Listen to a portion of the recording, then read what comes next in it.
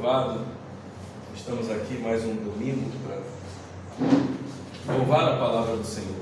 Aquele a quem amamos, aquele a quem bendizemos, glorificamos e honramos com o estudo da palavra, com amor a essa palavra santa, e que precisamos cada dia mais para sermos santificados, para a honra e glória do nosso Senhor Jesus Cristo. Amém. Vamos hoje trabalhar um texto na sequência de Marcos, como a gente já vem trabalhando todo o conselho de Deus. É importante a gente saber que Jesus vinha da Galiléia em direção a Jerusalém, caminhando, e nesse caminho em que ele vinha com a predição, falando da sua morte na cruz, falando do que ele verdadeiramente iria passar, ele vem dando umas instruções. Primeiro, Jesus vem falando do casamento, e ele fala sobre o casamento, que é uma instituição muito séria, que os homens deturparam, e Moisés só deu aquela lei do divórcio, porque verdadeiramente a iniquidade, a impiedade do homem requereu isso. E logo em seguida, ele vem falando também sobre as crianças, porque os discípulos, repreendendo as crianças, e ele nos deu um ensinamento de que se nós não recebermos o reino de Deus como crianças, como pessoas desamparadas que não têm nada para oferecer, não poderemos entrar no reino dos céus. E como eu falei, Jesus vem falando das coisas da vida, e é uma sequência que parece lógica para nós: casamento, filhos e bens. E esses bens, sejam propriedades ou riqueza monetária, Jesus vem nos ensinando como lidar. O amor de Jesus é tão grande por nós, que mesmo indo para o caminho da cruz, ele se preocupa em nos dar a direção, em nos dar o entendimento correto, em nos dar a palavra correta, porque ele quer que vivamos vidas para a glória de Deus.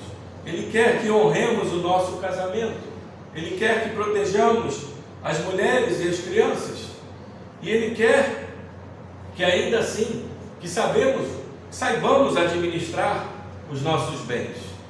Vamos ler o que Jesus tem a nos dizer nessa palavra. Hoje nós vamos ler Marcos capítulo 10, dos versículos 17 a 31. Assim diz a palavra do Senhor: E pondo-se Jesus a caminho, correu um homem a seu encontro e, ajoelhando-se, perguntou-lhe: Bom mestre, que farei para herdar a vida eterna? Respondeu-lhe Jesus: Por que me chamas bom? Ninguém é bom senão um, que é Deus. Sabes os mandamentos: não matarás, não adulterarás, não furtarás, não dirás falso testemunho, não defraudarás a ninguém, honra teu pai e tua mãe. Então ele respondeu: Mestre, tudo isso tenho observado desde a minha juventude. E Jesus, fitando-o, o amou e disse: Só uma coisa te falta. Vai, vende tudo o que tens, dá aos pobres e terás um tesouro do céu. Então vem e segue. Ele, porém, contrariado com esta palavra, retirou-se triste, porque era dono de muitas propriedades. Então Jesus, olhando ao redor, disse aos seus discípulos: Quão dificilmente entrarão no reino de Deus os que têm riquezas. Os discípulos estranharam essas palavras, mas Jesus insistiu em dizer-lhes: Filhos, quão difícil é para os que confiam nas riquezas entrar no reino de Deus. É mais fácil passar um camelo pelo fundo de uma agulha do que entrar um rico no reino de Deus. Eles ficaram sobremodo maravilhados, dizendo entre si: Então quem pode ser salvo? Jesus, porém, fitando neles o olhar, disse: Para os homens é impossível, contudo não para Deus, porque para Deus tudo é possível. Então Pedro começou a dizer-lhe: Eis que nós tudo deixamos e te seguimos.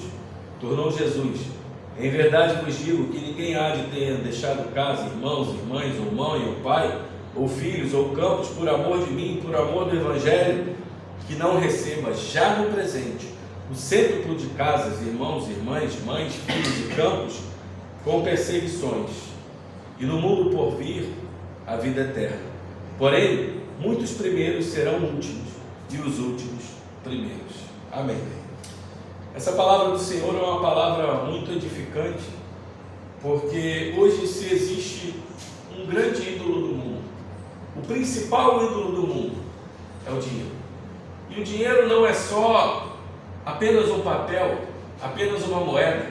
O dinheiro se tornou um ídolo cada vez mais importante na vida das pessoas.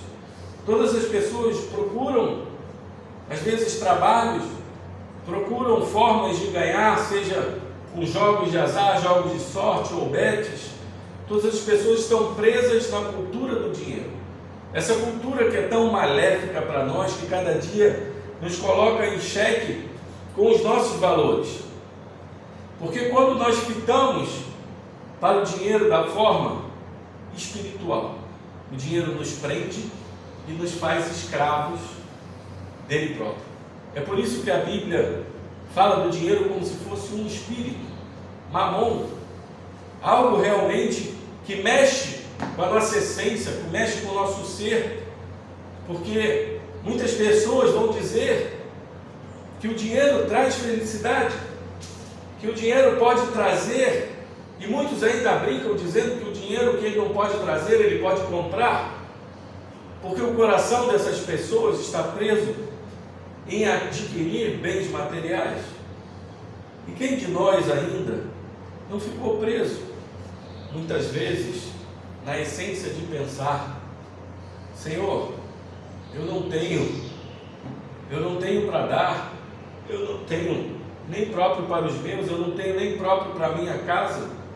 E muitas vezes isso revela um erro nosso, uma falta de confiança nossa. Apesar dessa preocupação ser válida, nós ainda estamos presos em saber que muitas vezes a nossa confiança está no que temos, no que recebemos.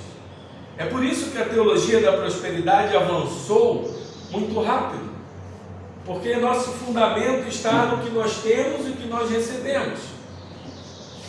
E o que Cristo quer nos falar nesse texto é algo muito lindo, muito profundo, porque não se trata somente da forma que você olha para o dinheiro, mas da forma que você olha para dentro de si.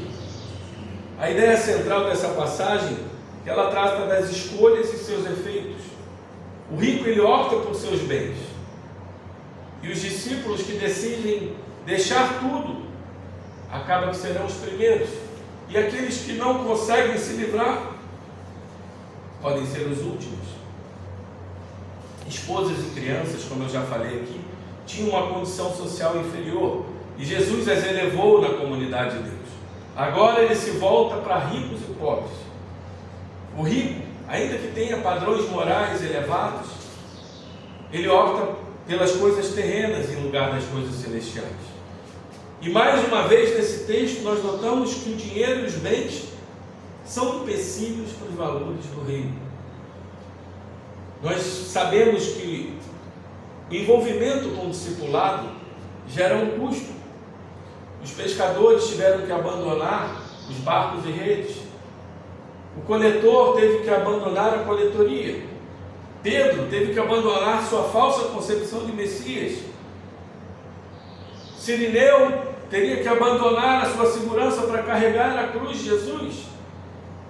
Porque o chamado para seguir Jesus não é somente um adicional de nossa vida. Nós temos que submeter toda a nossa vida a Cristo. Jesus é um Deus zeloso, ciumento. Ele não divide glória. E quando ele fala, aquele que negue a si mesmo, tome a sua cruz e siga-me, ele está dizendo: você tem que negar tudo que você acha que é segurança e confiança para a tua vida, e tem que se basear na minha segurança. E assim é com os nossos pais, com os nossos filhos, com as nossas esposas, esposos, família, com nossos trabalhos, com nossas contas bancárias. E sabe o que é interessante dessa história? Um pouco antes, Jesus, com as criancinhas, que não tinham nada para oferecer, disse: dela o reino dos céus. E esse homem, que tinha muita coisa para oferecer, ele diz: ainda te falta alguma coisa. Olha como começa o texto. E pondo-se Jesus a caminho, como a gente disse, a caminho de Jerusalém, correu um homem ao seu encontro, e ajoelhando-se, perguntou-lhe: bom mestre, que farei eu para herdar a vida eterna? É interessante que esse homem corre Marcos vai dizer que era um homem. Lucas e Mateus vai dizer que era um jovem, e Lucas vai dizer que era um rico governante. Então nós sabemos pela Bíblia que esse homem era um homem de posição social, um homem de autoridade, provavelmente poderia até ser um líder de sinagoga. Por que eu digo um líder de sinagoga? Porque para o judeu até 40 anos ainda era um jovem, no entendimento deles, um jovem na forma espiritual de olhar para uma pessoa. A partir dos 30 anos, os homens poderiam já assumir uma liderança de sinagoga. A partir dos 40 em si, eles poderiam assumir uma posição no sinédrio. E assim era. E esse jovem, com aquela importância, com aquilo tudo, ele se ajoelha, mostrando respeito àquele rabi, àquele mestre, e pergunta: bom mestre, que farei para herdar a vida eterna? Ninguém no Evangelho fez uma pergunta de tamanha magnitude como esse homem. Ninguém pensava em vida eterna. E esse homem se prostra diante de Jesus e pergunta sobre a vida eterna. E ele chama Jesus de bom mestre. E Jesus é tão sábio, com a sua sabedoria divina, que ele responde: por que me chamas bom?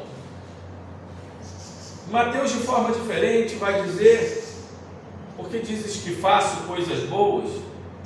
Tanto na cristologia quanto na ética, o que Jesus faz é colocar, o texto não entra em contradição de um evangelho para o outro, porque ambos colocam o homem diante de Deus. Ambos colocam o homem diante de Deus. Diz assim: por que me chamas bom? Ninguém é bom ou faz coisas boas senão um, que é Deus. E o que Jesus está querendo dizer? Será que ele está dizendo: eu não sou bom? Ou eu não sou Deus? Será que Jesus está querendo falar algo que poderia colocar em xeque a sua divindade, a sua bondade? Mas preste bem atenção. Quando esse homem se aproxima dele, ele se aproxima chamando Jesus de bom. Mas Jesus, na intenção do coração desse homem, sabia que ele se aproximaria dele pensando somente como um rabi, como um mestre, como alguém comum. E se ele estava chamando de bom, provavelmente ele estava dizendo: eu também sou bom como o Senhor.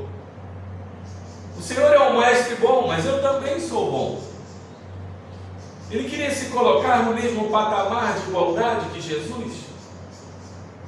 E Jesus, como tivesse dado um soco no estômago dele, diz assim: ninguém é bom senão um, que é Deus.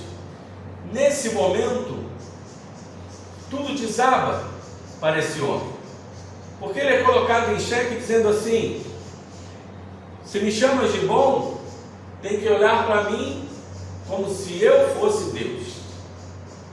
E se você acha que é bom, você tem que ser Deus.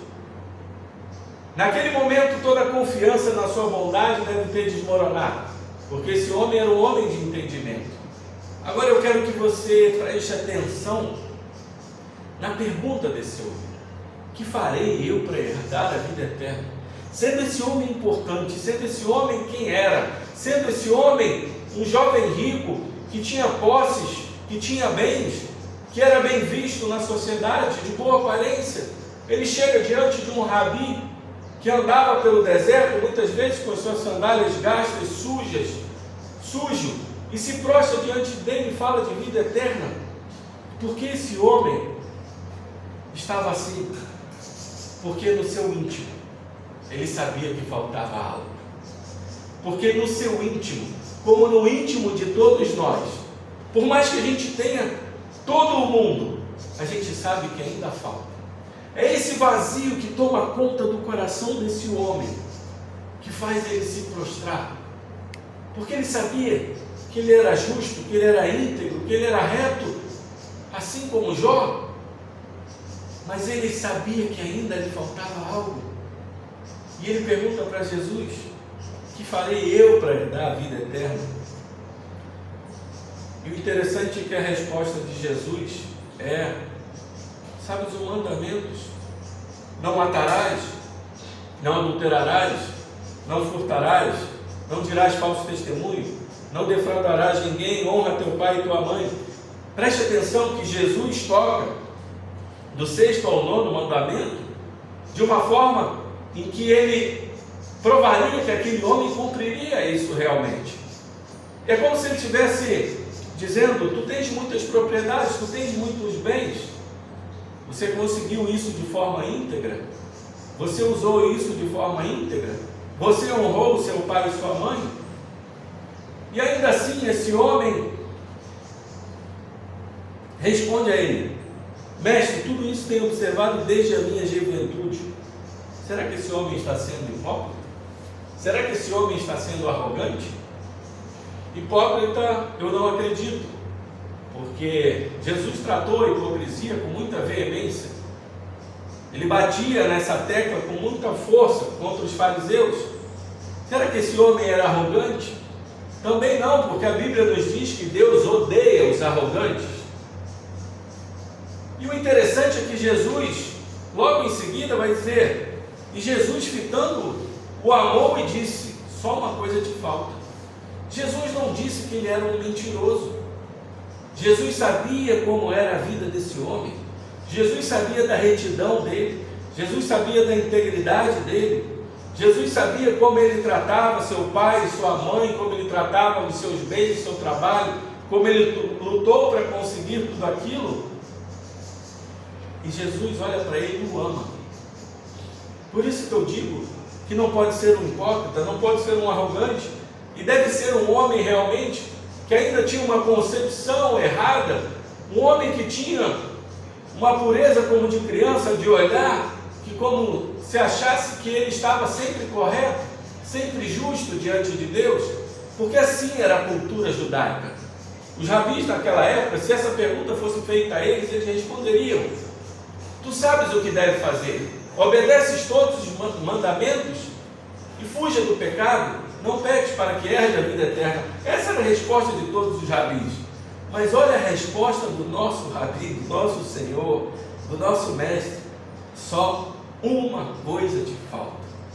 Jesus toca no âmago da pergunta dele, aquele vazio que ele sentia e o desejo que ele tinha de herdar a vida eterna, porque ele sabia que mesmo tendo todas aquelas coisas, ele ainda não se sentia com a vida eterna nas mãos.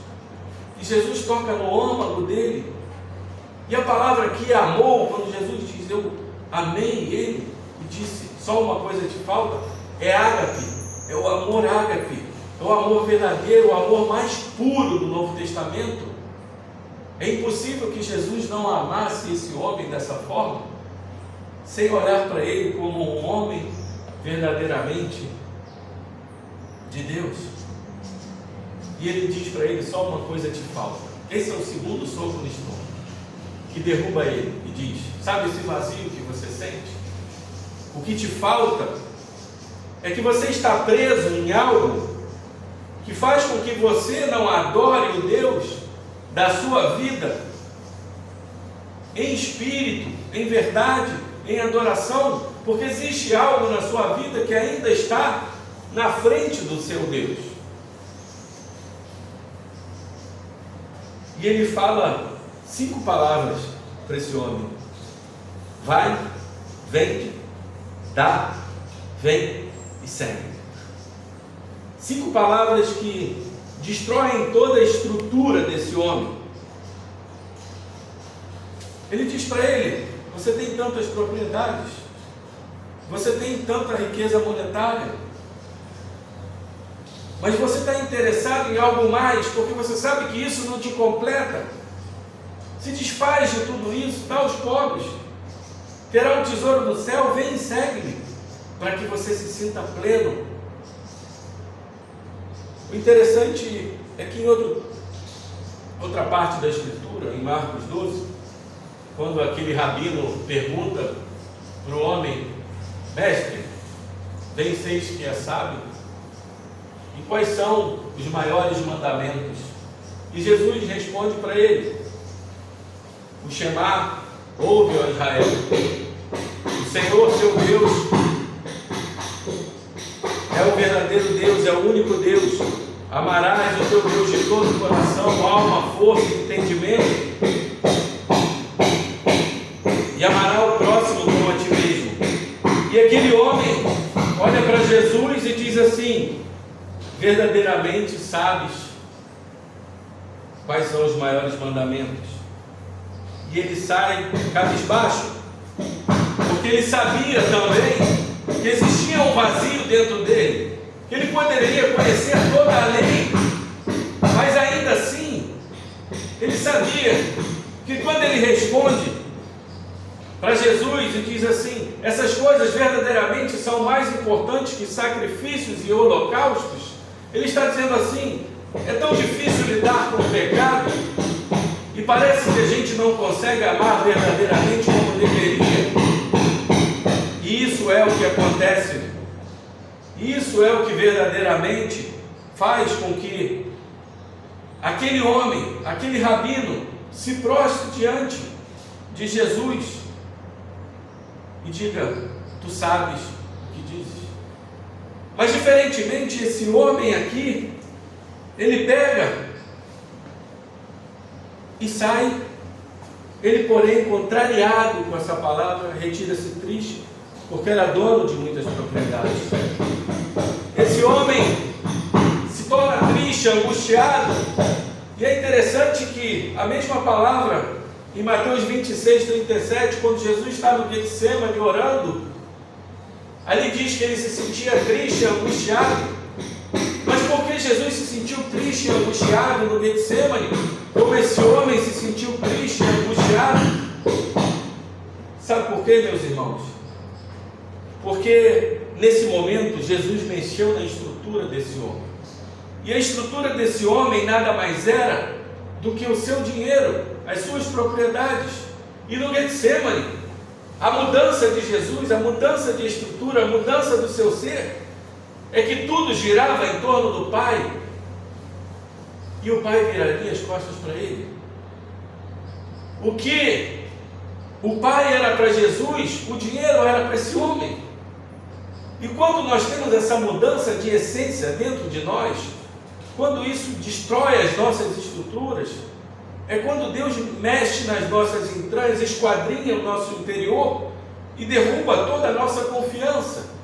Mas esse homem não conseguiu olhar para Cristo e dizer: te seguirei.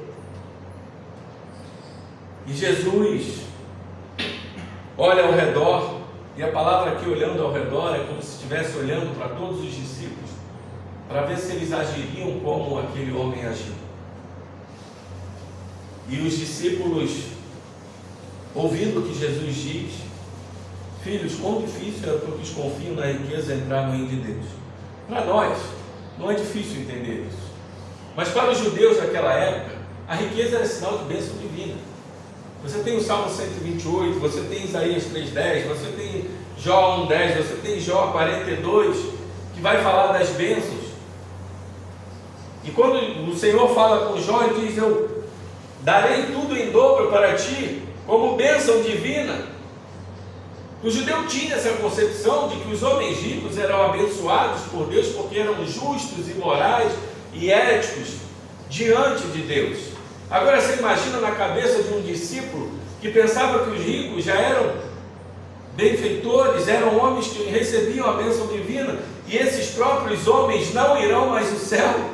Se eles não vão, Zé, quem vai ao céu? Se os homens que são abençoados não irão ao céu, o que somos nós? E Jesus continua dizendo: é mais fácil passar um camelo pelo fundo de uma agulha do que entrar um rico no reino de Deus. Eles ficaram sobremodo maravilhados, dizendo: quem pode ser salvo então? Talvez os discípulos pudessem ter até uma ideia: olha, Jesus realmente está dizendo que os ricos não vão entrar no céu, que bom, né? Eles não dividem nada com ninguém.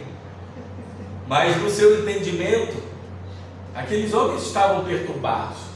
Apesar de maravilhados, atônitos, eles estavam perturbados. Como eu serei salvo? Como acontecerá isso na minha vida? Porque se esse homem, que é justo, reto, íntegro, cheio de bênçãos. Provavelmente um líder de sinagoga não será salvo. Como eu poderei ser? E eles estranham essas palavras.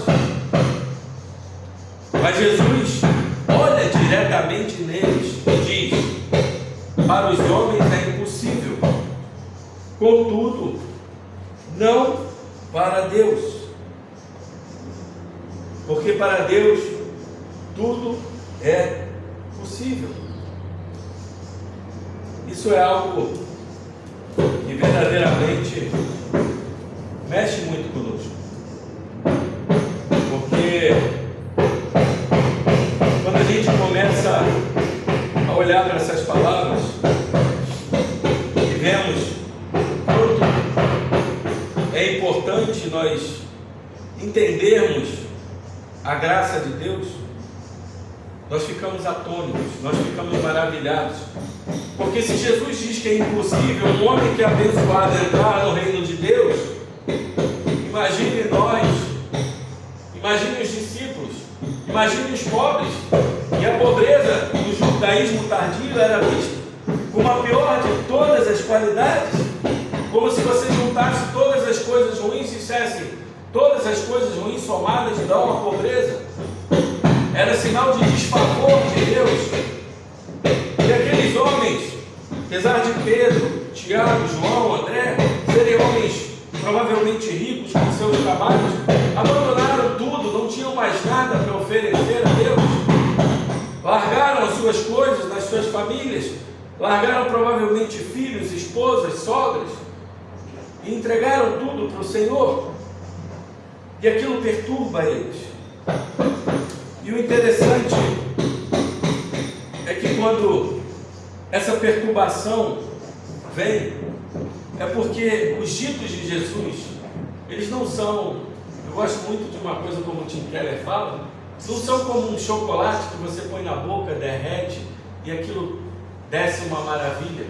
São como um pirulito, uma bala dura, que você tem que ir devagar, profundamente, e ali, com o pirulito, com a bala dura, daqui a pouco cada camada de doce vai aparecendo aos poucos, porque é impossível entender essa misericórdia, essa graça, esse entendimento, se não for pela graça de Deus. E essa armadilha, ela é revelada porque aquele homem era um homem que tinha uma perturbação no seu interior. Ele sabia, como muitos outros aí fora, que por mais que a gente faça coisas, que por mais que a gente seja justo, reto, íntegro, que por mais que a gente não faça o mal, muitas vezes a gente não sabe administrar os nossos bens, as nossas coisas boas. E aí está o nosso grande erro. Porque quando nós estamos preocupados somente em não sermos religiosos, e na verdade sermos religiosos e não fazermos o mal, isso nada mais é do que religião. Só que evangelho não é religião. Evangelho não é algo que fazemos para conseguir o favor de Deus. Evangelho é algo que Deus já fez por nós. E quando nós entendemos isso, todas as escamas caem, toda a dificuldade, tudo aquilo que a gente sabe que de uma certa forma nós nos prendemos, nós seguramos, onde está a nossa confiança, na família, nos filhos, no dinheiro, onde quer que seja, isso muito tem nos atrapalhado, porque de uma certa forma nós estamos presos a isso e não conseguimos sair dessa armadilha sem que a gente entregue tudo a Deus.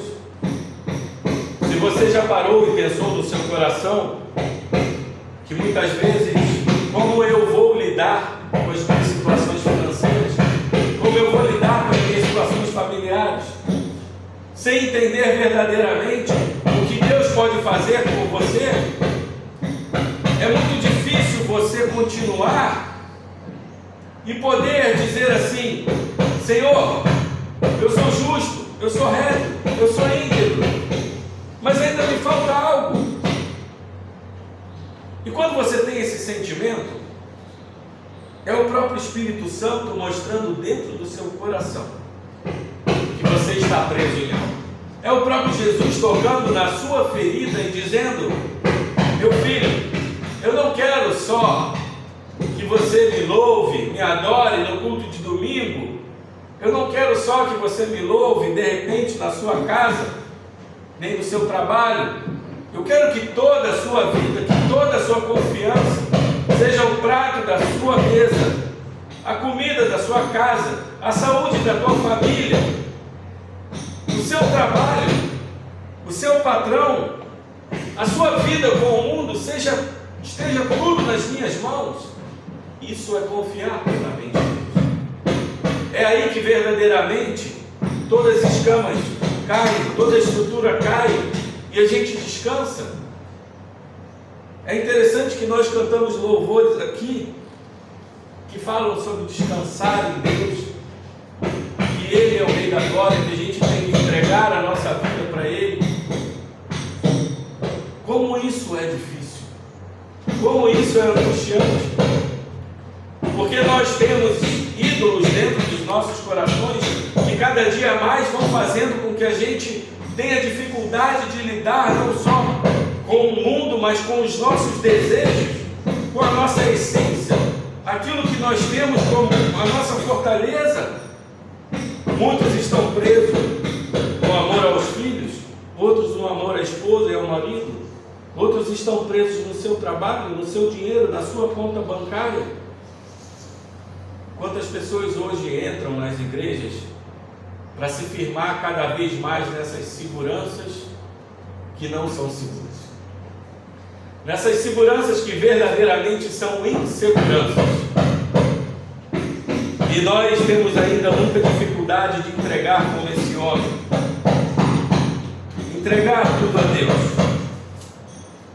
É como se ele estivesse falando para esse homem assim: quero que você imagine a sua vida sem tudo isso que você possui. Quem é você? Qual é a sua identidade? Onde está você sem o seu dinheiro? Onde está você sem as suas propriedades? Onde está você sem os seus filhos? Onde está você sem a sua esposa, sem o seu marido, sem o seu trabalho? Qual é a sua identidade diante de mim? O que te prende? Que não possa abrir os portais do céu e te receber, assim como eu recebo as crianças desamparadas, que se entregam sem nada para oferecer. É isso que Deus quer de nós, que a gente diga: Senhor, por mais que eu tente construir a minha vida, por mais que eu tente ter segurança em outras coisas, eu não consigo ser feliz, eu não consigo ter paz, eu só consigo ter paz em Ti. Agostinho dizia com propriedade que o nosso coração não descansa enquanto não nos voltamos para Ti, porque nós fomos criados para Ti. E a paz que nós desejamos, o desejo da vida eterna, o que falta dentro de nós é somente descansar em Deus e dizer: está tudo nas Tuas mãos. As nossas decisões, as nossas famílias, o nosso trabalho, a nossa forma de viver, as nossas lágrimas, as nossas dificuldades, tudo tem que estar entregue.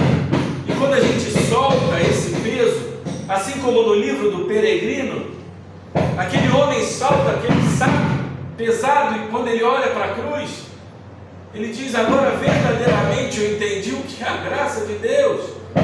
É quando todo esse peso sai, é quando toda essa estrutura desaba, um castelo de areia, e você começa a construir a sua vida sobre a rocha verdadeira, a rocha que é Cristo. E quando você ouve o conselho de Cristo e com todo o seu coração começa a perceber que se você não entregar todas as áreas da sua vida, você vai se angustiar, você vai se sentir triste e você vai se afastar cada vez mais de Deus. Muitas vezes alguns irmãos não entendem. Eu já ouvi de vários irmãos: eu não aceito a minha doença, eu não aceito essa pobreza, eu não aceito essa dificuldade financeira, isso é coisa de inimigo. E o que Deus fala para a gente nesse texto é que muitas vezes vocês precisam disso para entender como precisam de mim. Porque quanto mais perto de conquistas, bens, propriedades do que vocês querem, mais longe ficarão de mim.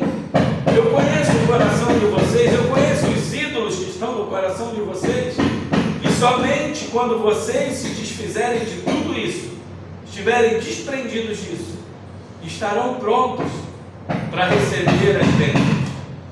E o interessante é que Pedro vai dizer para ele, no nome de todos os discípulos: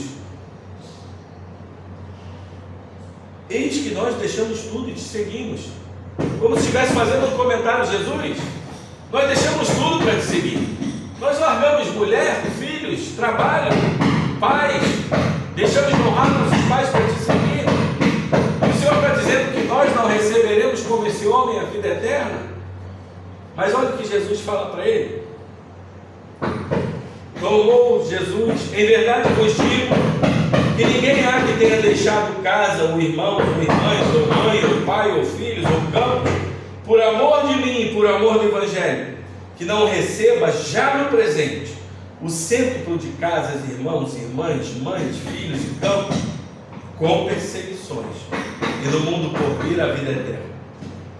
O interessante é que é uma lista de bens, de coisas benéficas.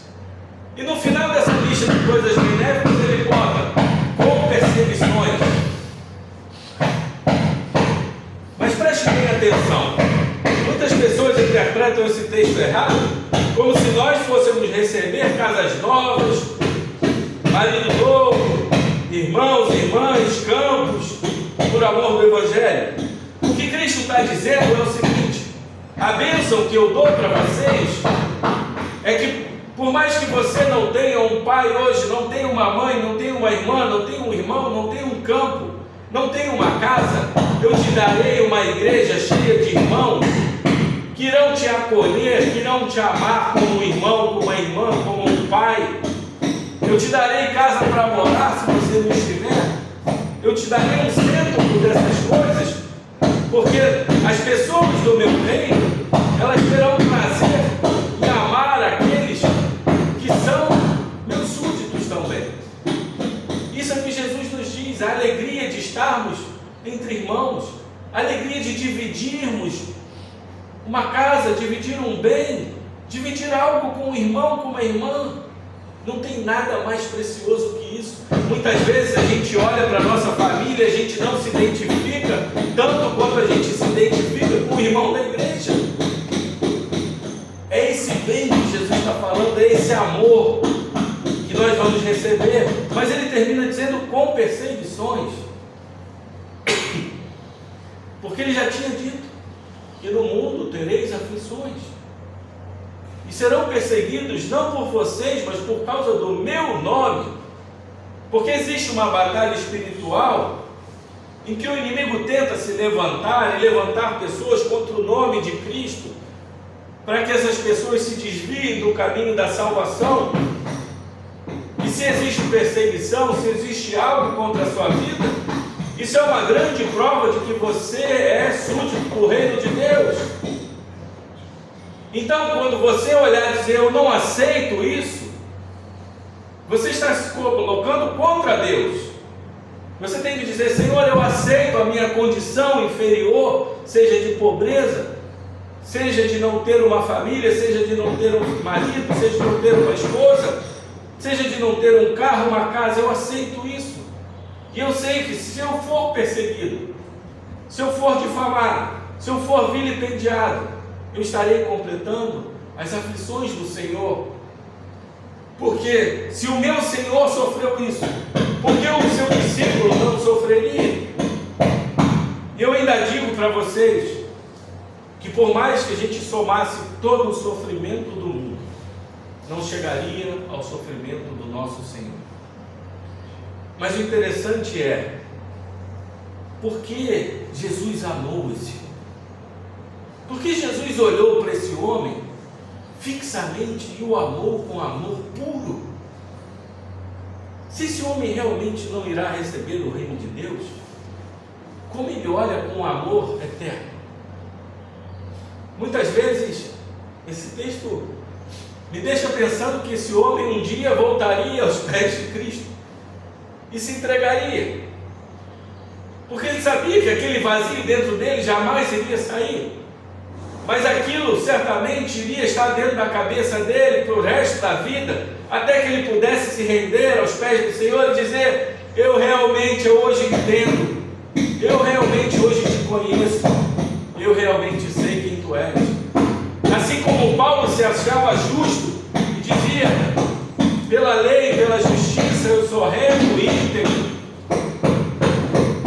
mas fui entregue a Cristo.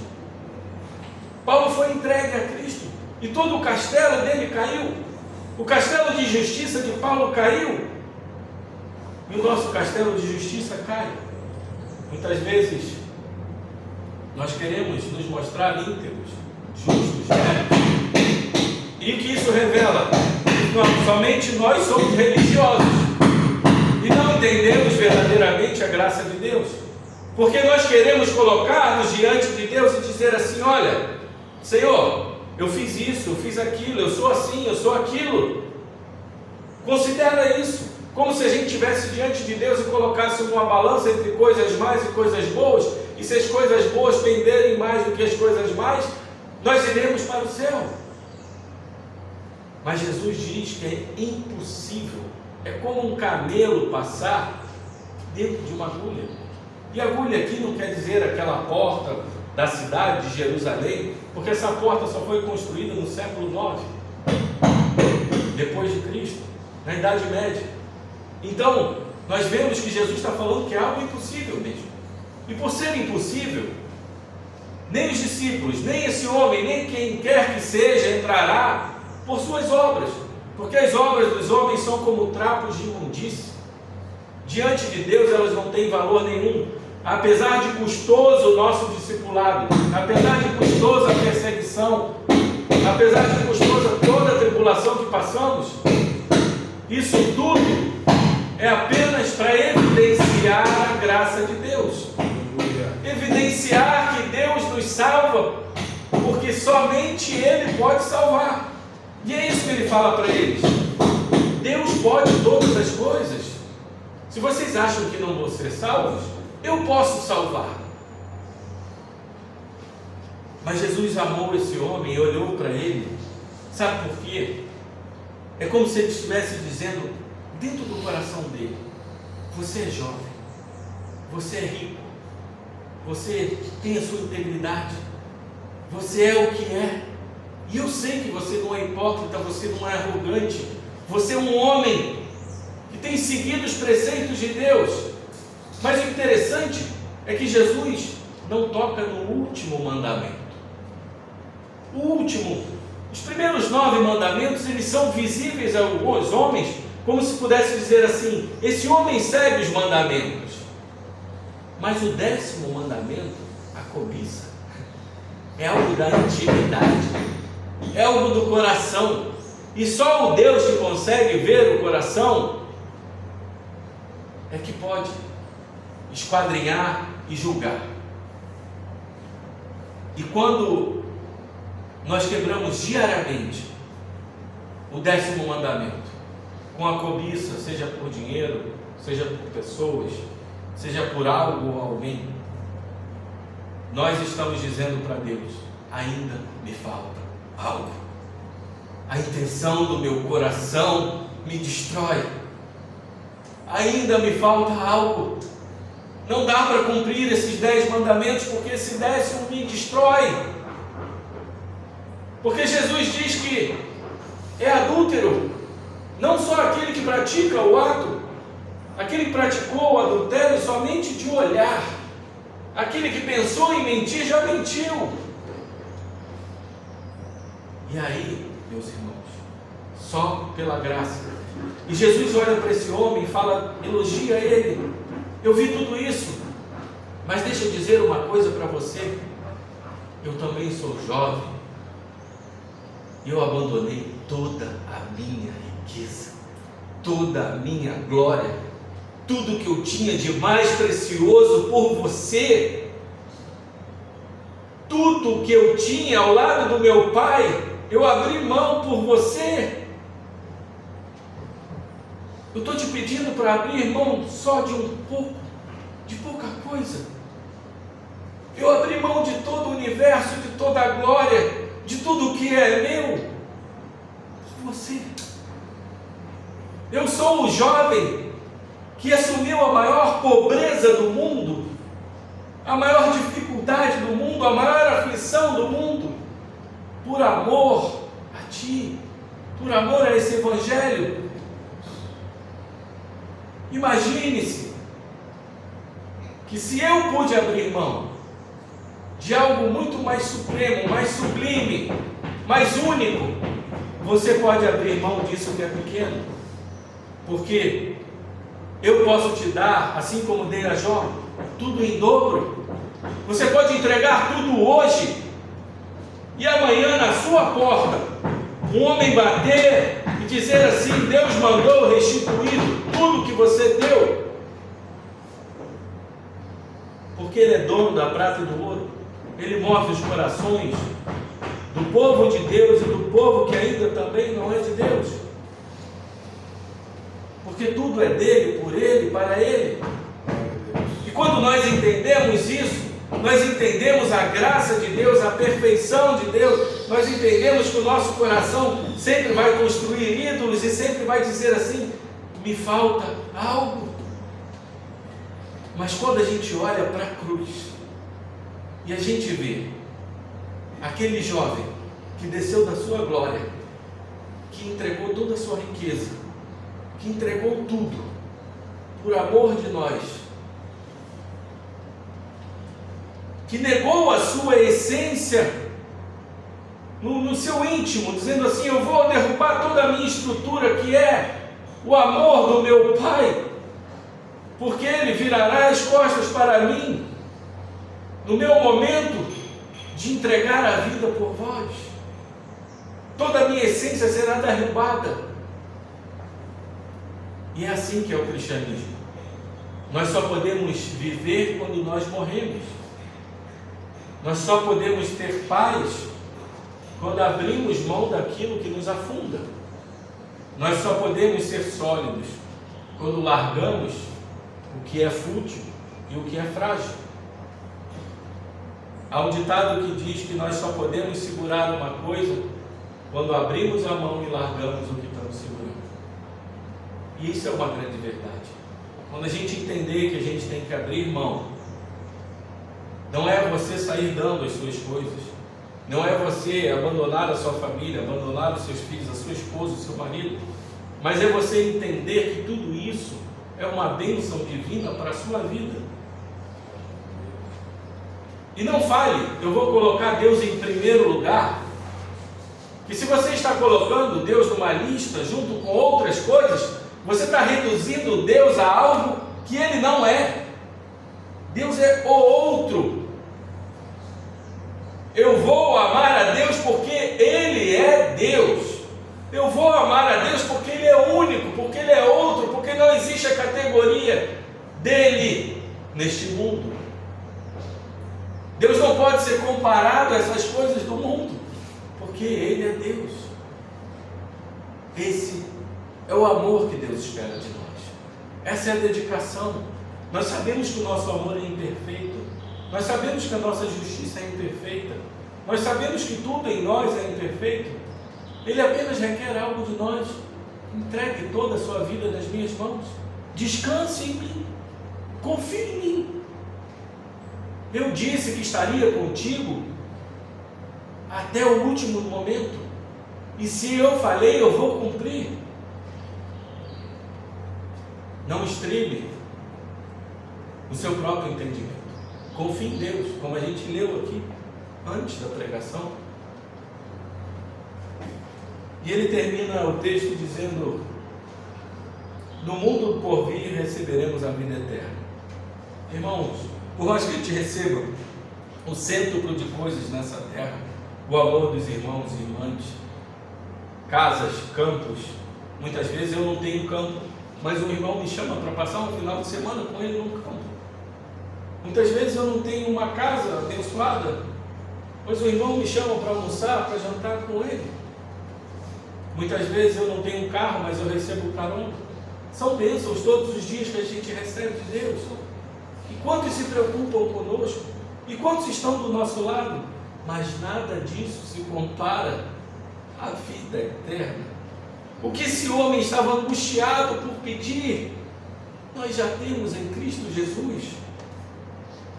E se você não tem isso, se você está com esse vazio, se você deseja isso dentro do seu coração, faça uma oração agora diante de Deus, assim como esse homem, que farei eu para herdar a vida eterna.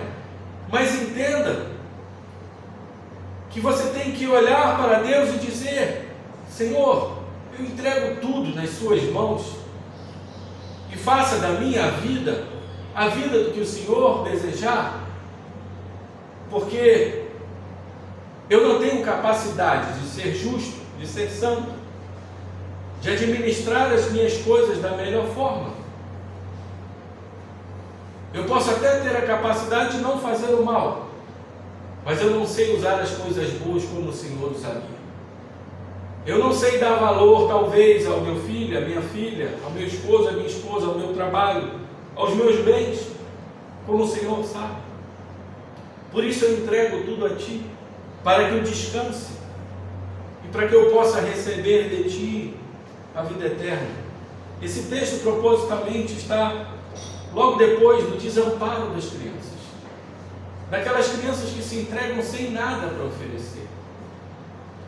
E era isso que Jesus estava pedindo desse homem. As crianças se aproximaram sem nada para oferecer e receberam tudo. Você se aproximou com tudo e saiu com nada?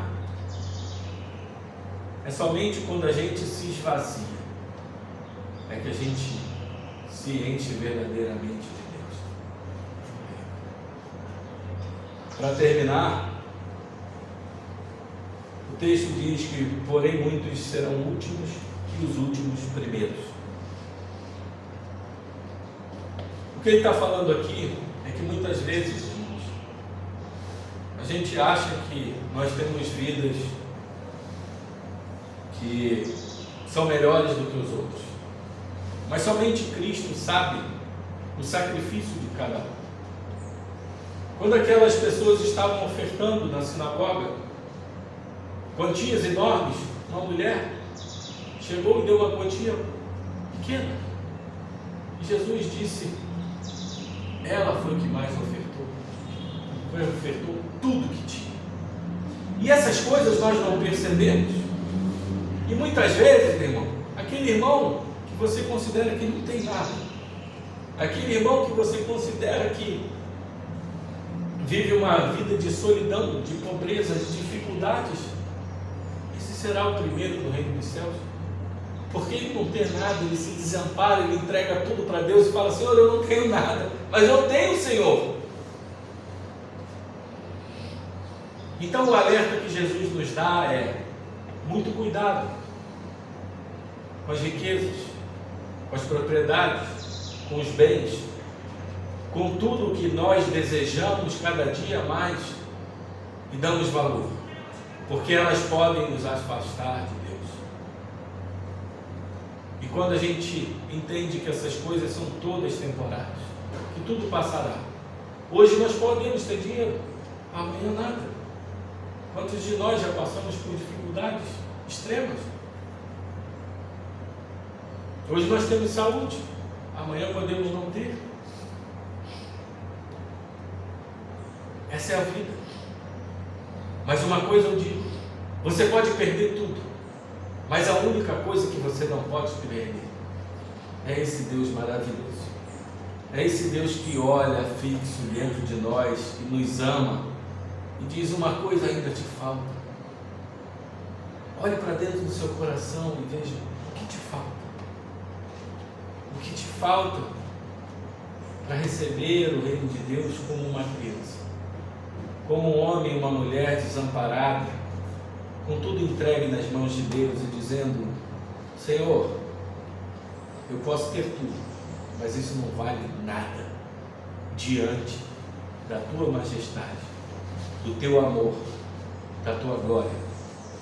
E é para isso que nós vivemos, para glorificar o nome de Deus, para se alegrar nele, porque essa é a vida do homem. Nós fomos criados para ti e somente descansaremos quando estivermos em ti, para a honra e glória do nosso Senhor Jesus Cristo, aquele que nos amou, aquele que a cada dia quer que a gente entregue mais as nossas vidas diante de Deus e possa dizer: Senhor, Tu és o tesouro escondido que eu encontrei. Amém. Tu és o meu maior amor. Tu és a minha essência, a minha segurança, a minha estrutura. Tu és a minha identidade. E a minha maior identidade não é ser pai, não é ser filho, não é ser irmão, não é ser bom empregado, ou um bom empregador, ou um bom empresário, ou um bom homem, uma boa mulher, mas é ser verdadeiramente filho de Deus, para a honra e glória de Deus o Pai. Amém.